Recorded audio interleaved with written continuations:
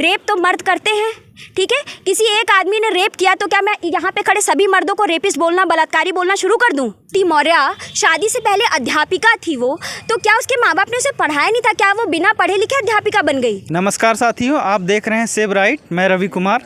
आज हम आ पहुँचे हैं लखनऊ विश्वविद्यालय, जहाँ पर एक देश में काफ़ी चर्चा का मुद्दा बना हुआ है ज्योति मौर्य और आलोक मौर्य का।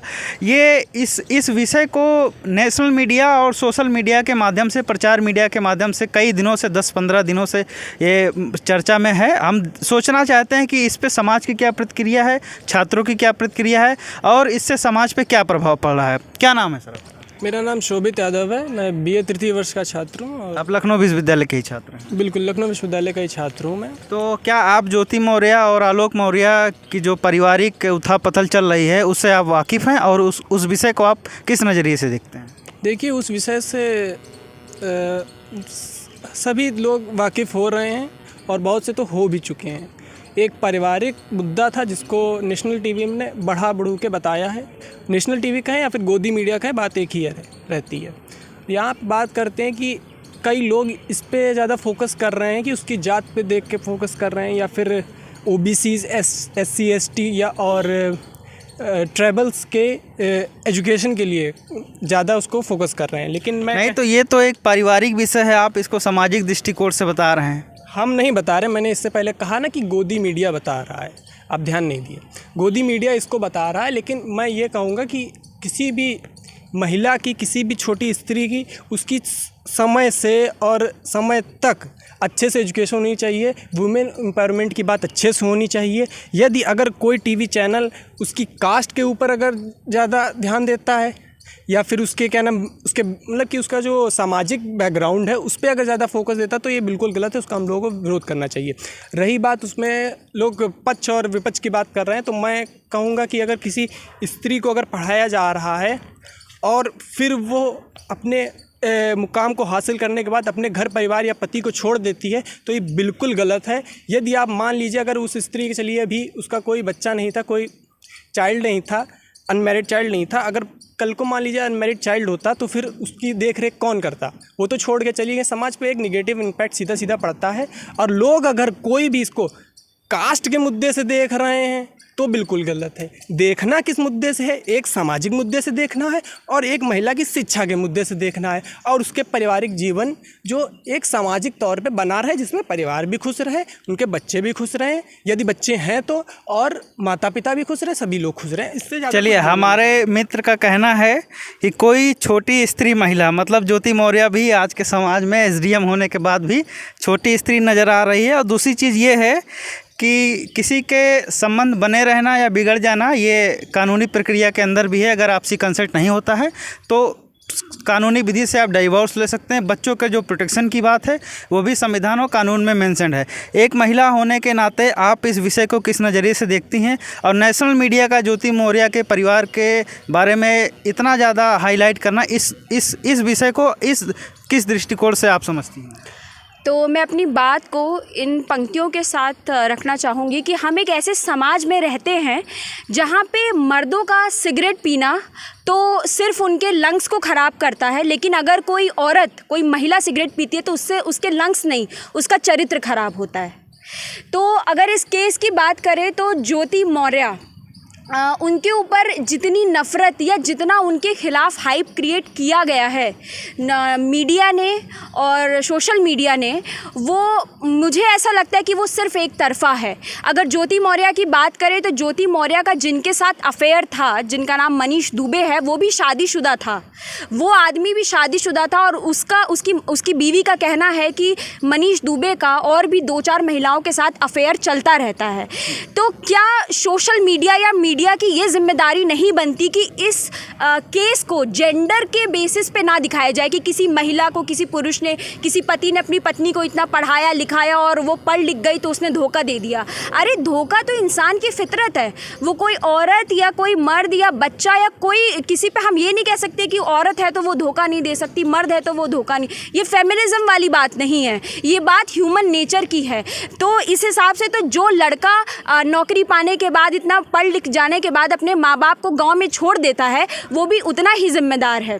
ये एक ह्यूमन नेचर है जो हम हमेशा देखते हैं कि जब कोई कुछ बन जाता है तो वो अपने पीछे चीज़ों को छोड़ देता है। हम ये ज़रूर है कि ये गलत किया एसडीएम ज्योति मौर्य ने, और ये डिसाइड करना हमारा काम नहीं है।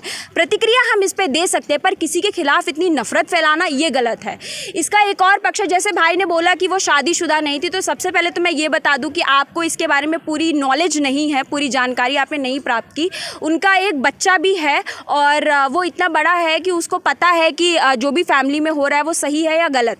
दूसरी बात ये कि इस केस का एक और पहलू है जो ज़्यादा लोगों को पता नहीं, कि ज्योति मौर्य ने अपने शादी का कार्ड भी मीडिया में पेश किया है, जिसमें साफ साफ लिखा है कि ज्योति मौर्य शादी से पहले अध्यापिका थी, और जो आलोक मौर्य जो उनके पति हैं, वो शादी से पहले उन्होंने अपने कार्ड पे ग्राम पंचायत अधिकारी लिखवाया है।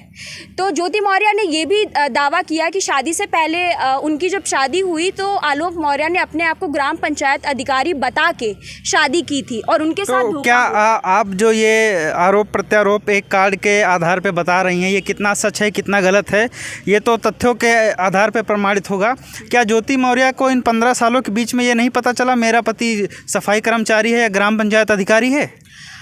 तो आपके इस सवाल का उत्तर मैं एक और सवाल के साथ देना चाहूँगी कि एक वीडियो में आलोक मौर्य कहते हैं कि ये 2016 में ये पीसीएस अधिकारी बनी और उसके बाद से इसका रवैया बदल गया और इसका अफेयर गैर मर्द के साथ शुरू हो गया। तो जब तक ज्योति मौर्य एसडीएम बनने के बाद से आलोक मौर्य और अपने ससुराल वालों को सैलरी देती थी, तब तक ज्योति मौर्य कुछ भी करे वो गलत नहीं है। पर जैसे ही वो जाके डाइवोर्स फाइल करती हैं, वैसे ही आलोक मौर्य का रोना छूट जाता है। उनके परिवार वालों को ये लगने लगता है कि नहीं, अब हमारे साथ गलत हुआ है और अब ये महिला चरित्रहीन है।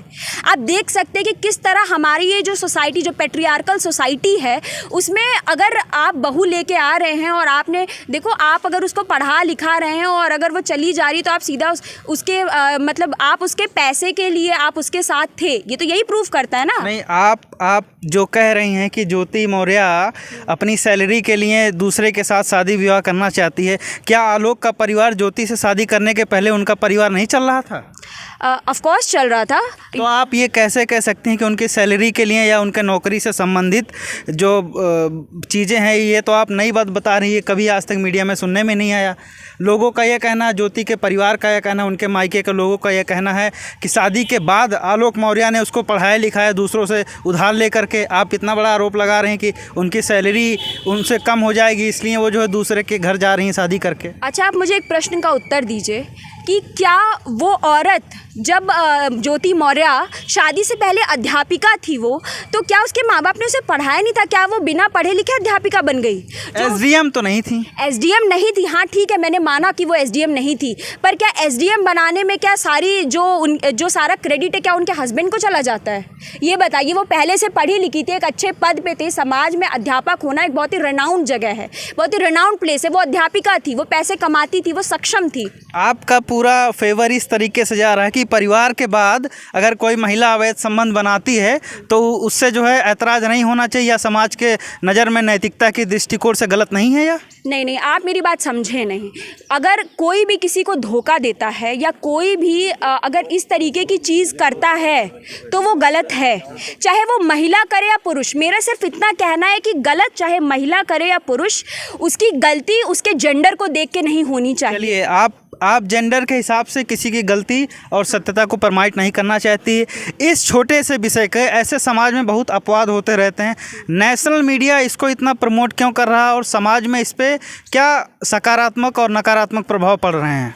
देखिए, बहुत ही हैरानी की बात है और बहुत ही खेद है मुझे कि नेशनल मीडिया, जिसकी ये जिम्मेदारी होनी चाहिए कि सोसाइटी में वो ऐसे मैसेजेस क्रिएट करे जिससे सोसाइटी में अच्छे एग्जाम्पल सेट हों, लेकिन ऐसे मुद्दे जिसमें किसी औरत ने शायद उसके चरित्र को कुछ ज़्यादा ही वो करके दिखाया, बुरा बना के दिखाया जा रहा है, जिससे कि बाकी औरतों के चरित्र पे भी सवाल खड़े हो जा रहे हैं। खान सर कोचिंग इंस्टीट्यूट ने ये दावा किया है कि उनके कोचिंग इंस्टीट्यूट में जब से ये केस हुआ है तब से 90 से ज़्यादा शादीशुदा औरतों ने कोचिंग छोड़ दी है, क्योंकि अब उनके ससुराल वाले, उनका पति उन पे भरोसा नहीं करता है।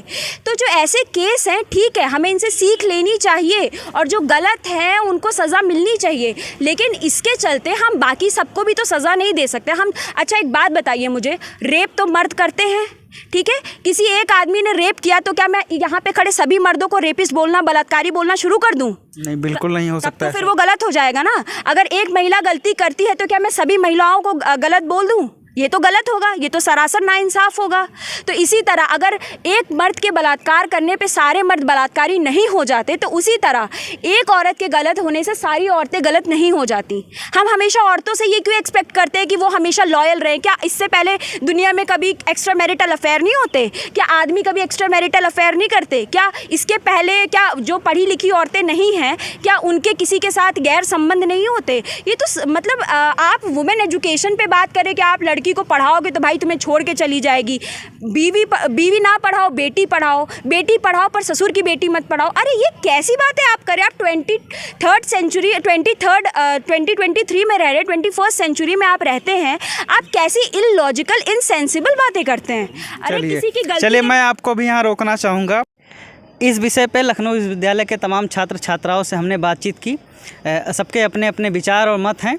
रिपोर्टर रवि के साथ कैमरामैन अक्षय कुमार। आप चैनल को लाइक करें, शेयर करें, सब्सक्राइब करें। जय हिंद।